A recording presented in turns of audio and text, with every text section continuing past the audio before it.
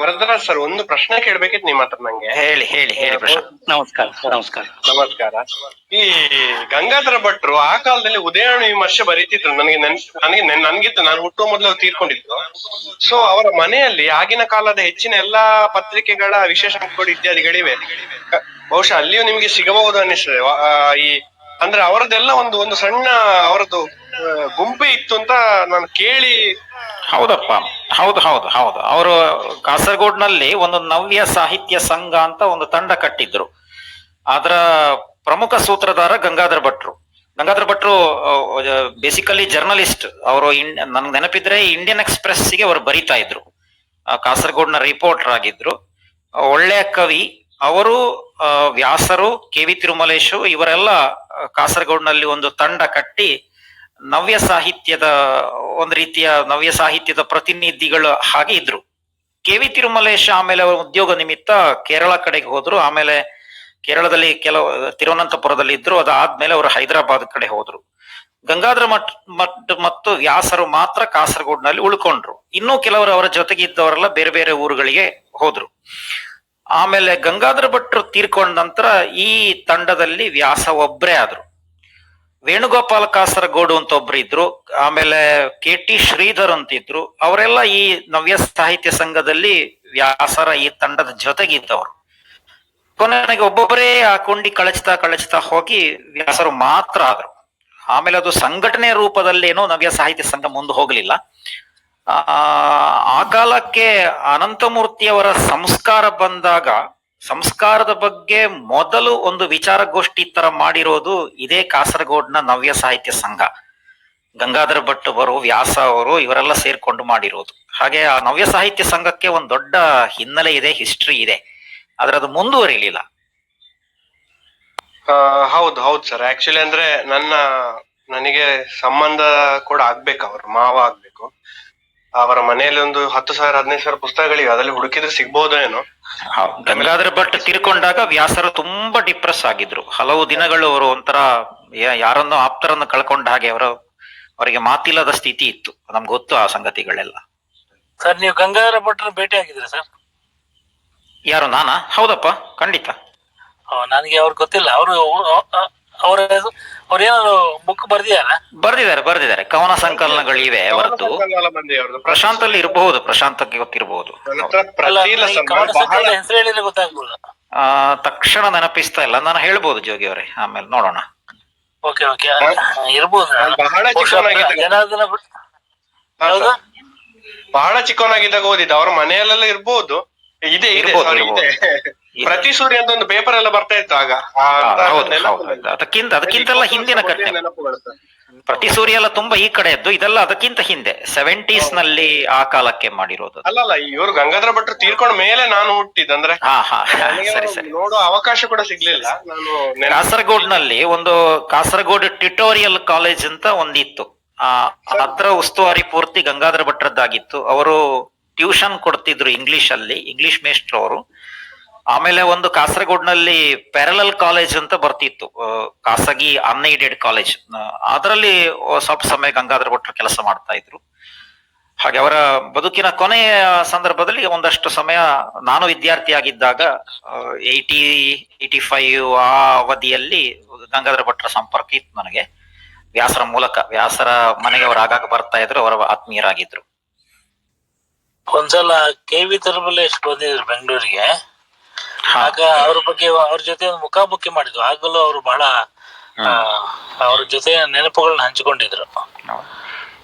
ಹಿಂಗೆ ಅಂದ್ರೆ ನೋಡಿ, ಇವತ್ತು ನಮಗೆ ಬಹಳ ಮಹತ್ವ ಅನ್ಸೋದು ಏನಂದ್ರೆ, ಕನ್ನಡದಲ್ಲಿ 100 ಕಥೆಗಾರರಿದ್ದಾರೆ. ಬಟ್ ವ್ಯಾಸರ ಸ್ಥಾನ ಬಹಳ ವಿಶಿಷ್ಟವಾದ್ದು ಅಂತ ಅವರನ್ನ ಮರಿಲಿಕ್ಕೆ ಸಾಧ್ಯನೇ ಇಲ್ಲ. You can hate him or you can love him or but you cannot ignore him ಅಂತ ಹೇಳ್ತಾರಲ್ಲ. ಹಾಗಾಗಿ ಕಥೆಗಳ ಬಗ್ಗೆ ಮಾತಾಡುವಾಗ ಅವ್ರ ಬಗ್ಗೆ ಮಾತಾಡದೆ ಮುಂದೆ ಹೋಗಕ್ ಸಾಧ್ಯ ಇಲ್ಲ. ಅವರು ಒಂದು ಮಾರ್ಗ ಪ್ರವರ್ತಕರಲ್ಲ. ಯಾಕಂದ್ರೆ ಅವ್ರ ತರ ಯಾರಿಗೂ ಬರೆಯಕ್ಕಾಗ್ಲಿಲ್ಲ. ಅವರು ತಮ್ಮದೇ ಆದ ಹಾದಿಯಲ್ಲಿ ನಡೆದವರು, ಮತ್ತು ಆ ಹಾದಿಯಲ್ಲಿ ಬೇರೆ ಯಾರು ನಡೀಲಿಲ್ಲ ಅಂತ ನಂಗೆ ಅನ್ಸುತ್ತೆ. ಹೀಗಾಗಿ ಅದು ಅವರದೇ ದಾರಿ ಮತ್ತು ಅವರೇ ಕಂಡುಕೊಂಡ ದಾರಿ, ಮತ್ತು ಅವ್ರು ಮಾತ್ರ ನಡೆಯಬಲ್ಲ ಅಂತ ದಾರಿ ಆಗಿತ್ತು ಅಂತ ಅನ್ಸುತ್ತೆ ನಂಗೆ. ಮಾತಾಡಬಾರ್ದು ಅಂತಂದ್ರೆ ನೀವು ಶುರು ಮಾಡಿದ್ರಿ. ಇವಾಗ ನಾನು ಒಂದೇ ಒಂದು ವ್ಯಾಸರಾಗಿರೋದ್ರಿಂದ ಇದೊಂದು ವಿಷಯನ್ ಹೇಳ್ಬೇಕು ಅಂತ.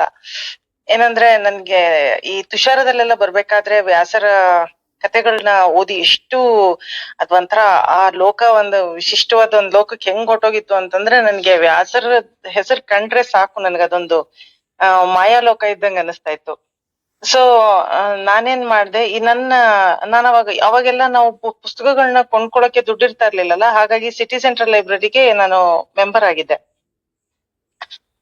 ಅಲ್ಲಿ ಹೋದಾಗ ಒಂದು ದಿವಸ ಒಂದು ಮೂಲೆನಲ್ಲಿ ಅವ್ರದ್ದು ಕೃತ ಪುಸ್ತಕ ಸಿಕ್ತು. ತಕೊಂಡ್ ಬಂದೆ ಅದನ್ನ. ಎಷ್ಟು ಖುಷಿ ಆಯ್ತು ನನ್ಗೆ ಅದನ್ನ ನೋಡಿ ಅಂತ ಹೇಳಿದ್ರೆ, ತುಂಬಾ ಸಂಭ್ರಮ ಆಯ್ತು. ತಕೊಂಡ್ ಬಂದೆ. ಒಂದು ಅಕ್ಷರನು ಹಿಡಿದು ಒಂದು 15 ದಿವಸ ಓದ್ದೆ. ಅದು ಓದಿ ಆದ್ಮೇಲೆ ತಕೊಂಡೋಗಿ ವಾಪಸ್ ಕೊಟ್ಟೆ. ಮತ್ತೆ ಇನ್ನೊಂದು ಯಾವಾಗ್ಲೂ ಒಂದು 3 ತಿಂಗಳು 4 ತಿಂಗಳು ಬಿಟ್ಟು ಹೋಗಿ ನೋಡಿದ್ರೆ, ನಾನು ಆ ಬುಕ್ನ ಎಷ್ಟ್ ಜನ ತಕೊಂಡೋಗಿರ್ತಾರೋ, ನಮ್ ವ್ಯಾಸರ ಪುಸ್ತಕನ ನನಗೆ ಮತ್ತೆ ಸಿಗುತ್ತೋ ಇಲ್ಲೋ ಅಂತ ಹೋಗಿ ಹುಡುಕಿದ್ರೆ, ನಾನು ಎಲ್ಲಿಟ್ಟಿದ್ನೋ ಅದೇ ಜಾಗದಲ್ಲಿತ್ತು. ಆಯ್ತಾ. ಹಿಂದ್ಗಡೆ ಒಂದು ಸ್ಲಿಪ್ ಅಂಟಿಸಿರ್ತಿದ್ರು. ಅದ್ ಯಾವತ್ ತಗೊಂಡ್ ಹೋಗಿದ್ವಿ, ಯಾವ ನಂಬರ್ ಅವರು ಯಾವತ್ ವಾಪಸ್ ಕೊಡ್ಬೇಕು ಅನ್ನೋ ಡೇಟ್ ಇರೋದು. ಅದ್ ತೆಗದ್ ನೋಡಿದ್ರೆ ನಾನು ವಾಪಸ್ ಕೊಟ್ಟಿದ್ದೆ ಅದಾದ್ಮೇಲೆ ಮತ್ತೆ ಯಾರು ತಕೊಂಡ್ ಹೋಗಿರ್ಲಿಲ್ಲ ಅದನ್ನ. ನನಗೆ ಅದನ್ನ ನೋಡಿ ಏನ್ ಅನ್ನಿಸ್ತಂದ್ರೆ, ಇಷ್ಟು ಇವಾಗ ನಾನು ಕಳ್ತನನ ಇದ್ ಮಾಡ್ತಾ ಇದ್ದೀನಿ ಅಂತ ಹೇಳ್ಬಿಟ್ಟು ದಯವಿಟ್ಟು ಯಾರು ಬೈಕೊಳ್ಬಾರ್ದು. ನನ್ಗೆ ಎಷ್ಟು ಬೇಜಾರು ಒಂದ್ ಕಡೆ ಯಾರು ಓದಿಲ್ಲಲ್ಲ ಅಂತ, ಇನ್ನೊಂದ್ ಕಡೆ ಒಂಥರ ವಿಕೃತವಾದ ಒಂಥರ ಇದು ಹೆಂಗ್ ಅನ್ನಿಸ್ತು ಅಂತಂದ್ರೆ, ಈ ಬುಕ್ ಹೆಂಗೂ ಯಾರು ಓದ್ತಾ ಇಲ್ಲ ಇಲ್ಲಿ, ನಾನೇ ಎತ್ಕೊಂಡ್ ಹೋಗ್ಬಿಟ್ರೆ ಹೆಂಗೆ ಇದು ಅಂತ ಹೇಳಿ ತಕೊಂಡ್ ಹೋದೆ. ಮತ್ತೊಂದ್ಸಲ ತಕೊಂಡೋಗಿ ನೆಕ್ಸ್ಟ್ ಲೈಬ್ರರಿನಲ್ಲಿ ನಾನು ಹೇಳ್ದೆ, ಈ ಬುಕ್ ಅನ್ನ ನಾನು ವಾಪಸ್ ಕೊಡದೇ ಇದ್ರೆ, ಅಂದ್ರೆ ನಾನು ಒಂದು ತಕೊಂಡ್ ಹೋಗಿದ್ದೀನಿ, ಒಂದು ಕಳ್ದೋಗಿದೆ ಒಂದ್ ಬುಕ್, ಅದನ್ನ ವಾಪಸ್ ಕೊಡದೇ ಇದ್ರೆ ಏನಾಗುತ್ತೆ ಅಂತ. ಅವ್ರು ಡಬಲ್ ಪೆನಾಲ್ಟಿ ಕಟ್ಬೇಕು ಅಂದ್ರು. ಆಯ್ತು ಅಂತ ಹೇಳ್ಬಿಟ್ಟು ಡಬಲ್ ಪೆನಾಲ್ಟಿ ಕಟ್ಕೊಂಡು ಇಟ್ಕೊಂಡ ಬುಕ್ ಇವತ್ತಿಗೂ ನನ್ನ ಹತ್ರ ಇದೆ. ಅದು ಪುಸ್ತಕ, ಅದು ಬಹುಶಃ ಜೀವನದಲ್ಲಿ ಮಾಡಿದ ಮೊದಲ ಮತ್ತು ಕೊನೆಯ ಪುಸ್ತಕ ಕಳ್ಳತನ. ಅದಕ್ಕೆ ಕಾರಣರಾದವರು ವ್ಯಾಸ ಅಂತ ಹೇಳಕ್ಕೆ ನಿಜಕ್ಕೂ ಹೇಳ್ಬೇಕು ಅಂದ್ರೆ ಒಂಥರ ಖುಷಿನೇ ಆಗತ್ತೆ ನನಗೆ.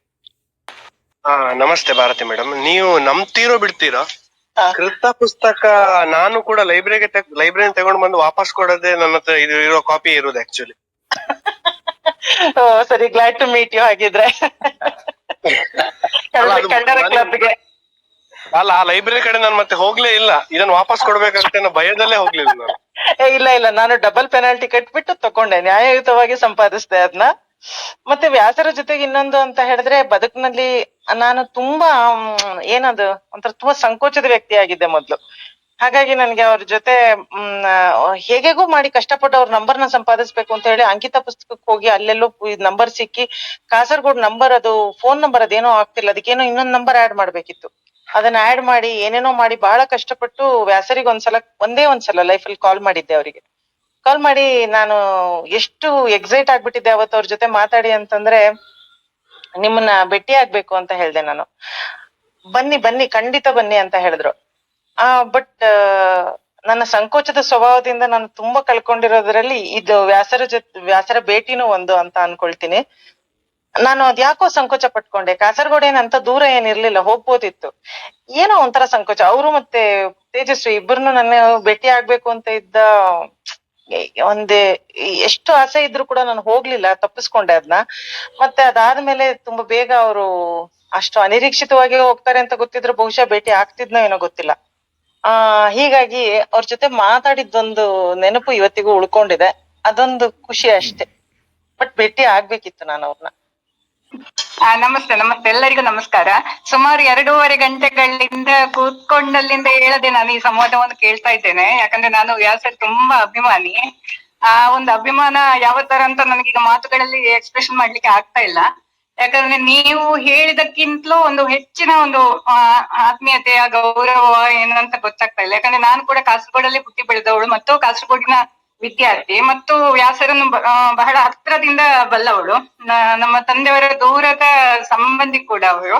ಇಲ್ಲಿ ಸಂತೋಷ್ ಸರ್ ಇದ್ದಾರೆ, ಪ್ರತಿಮಕ್ಕ ಇದ್ದಾರೆ, ಹಾಗೆ ಅವರ ಬಂಧುಗಳೆಲ್ಲ ಚಂದ್ರಗಿರಿ ಸರ್ ಇದ್ದಾರೆ. ಇವರನ್ನೆಲ್ಲ ನೋಡುವಾಗ ಮತ್ತು ಭಾರತಿ ಮೇಡಮ್ ಮಾತನಾಡಿದ ಮೇಲೆ ನನಗೂ ಕೂಡ ಮಾತನಾಡುವಂತ ಧೈರ್ಯ ಒಂದು ಕೊನೆಯಲ್ಲಿ ನಾನು ಹ್ಯಾಂಡ್ ರೈಸ್ ಮಾಡಿದ್ದು. ನಾನು ಯಾವಾಗ್ಲೂ ಮಾತನಾಡೋದು ಸ್ವಲ್ಪ ಕಡಿಮೆ, ಮನಸ್ಸಲ್ಲಿ ತುಂಬಾ ಮಾತುಗಳಿರ್ತದೆ ಮಾತನಾಡ್ಬೇಕು ಅಂತ, ಆದ್ರೆ ಮುಂದೆ ಬಂದಾಗ ಯಾಕೋ ಭಯ ಆದಾಗ ಅನ್ಸು. ಆದ್ರೂ ವ್ಯಾಸರ ಜೊತೆಗಿರುವ ಒಂದು ಪ್ರೀತಿ ಅಥವಾ ಸಾಹಿತ್ಯದ ಜೊತೆಗಿರುವಂತ ಒಂದು ಒಡನಾಟದಿಂದ ಒಂದೆರಡು ಮಾತನಾಡುವ ಅಂತ ಬಂದೆ.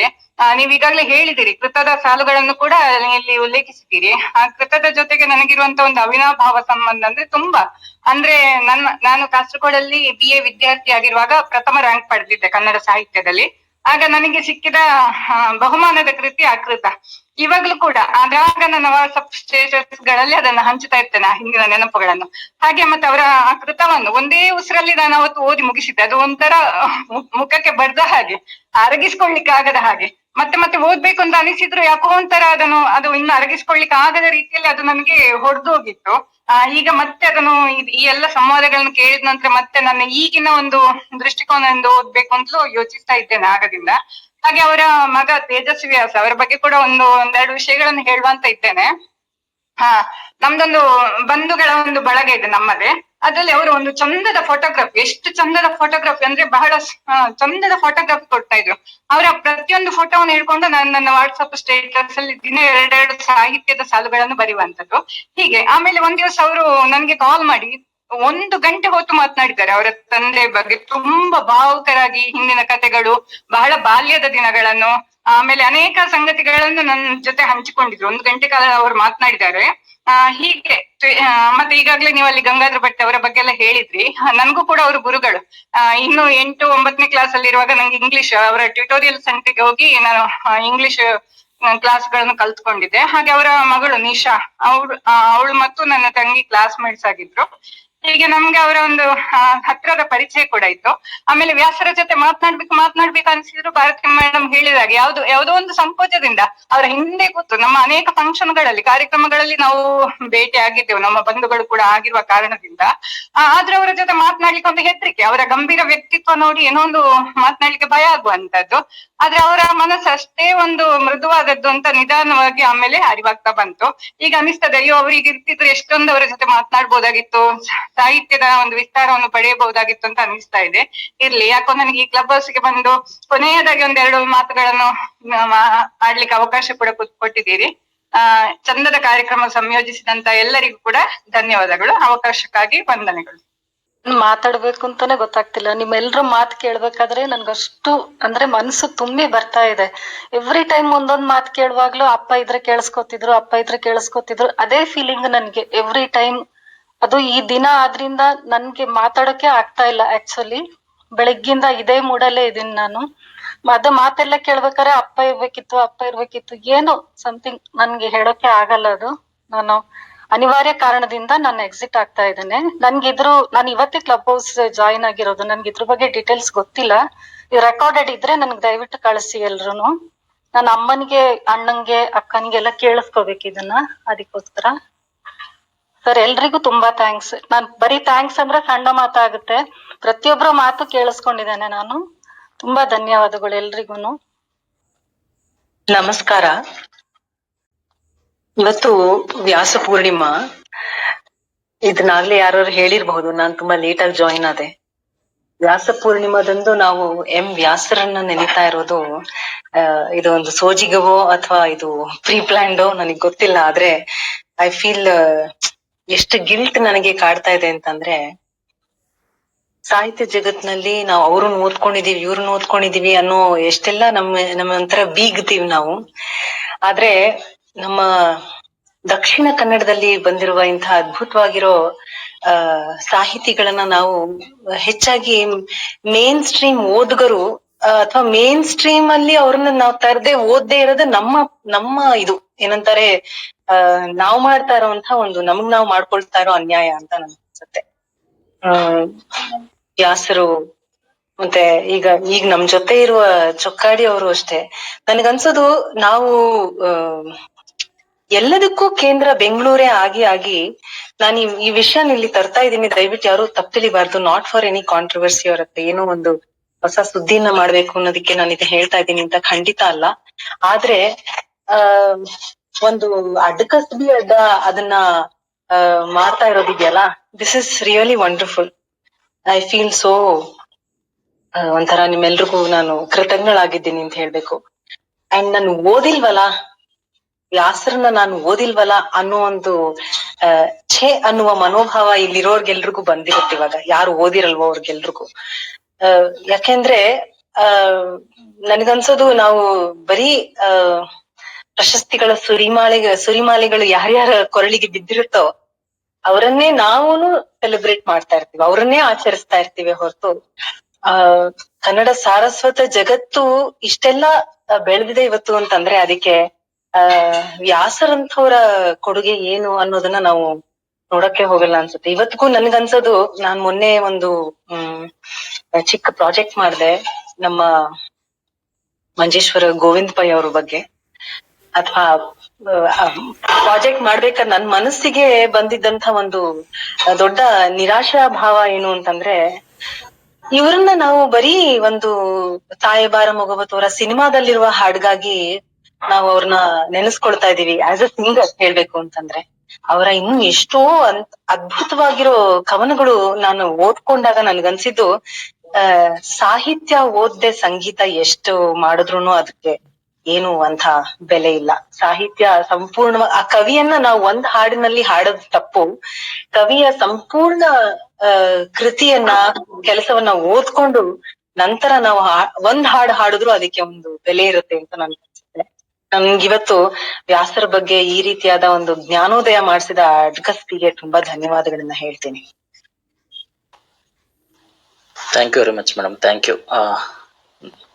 ಏನ್ ಹೇಳೋದು ಗೊತ್ತಾಗ್ತದೆ, ತುಂಬಾ ಥ್ಯಾಂಕ್ ಯು ವೆರಿ ಮಚ್. ನಮ್ ಜೊತೆ ರಾಮಸ್ವಾಮಿ. ಹೌದು, ಬಟ್ ರಮ್ಯಾ ಮೇಡಮ್ ಹೇಳಿದ್ದು 100% ಕರೆಕ್ಟ್.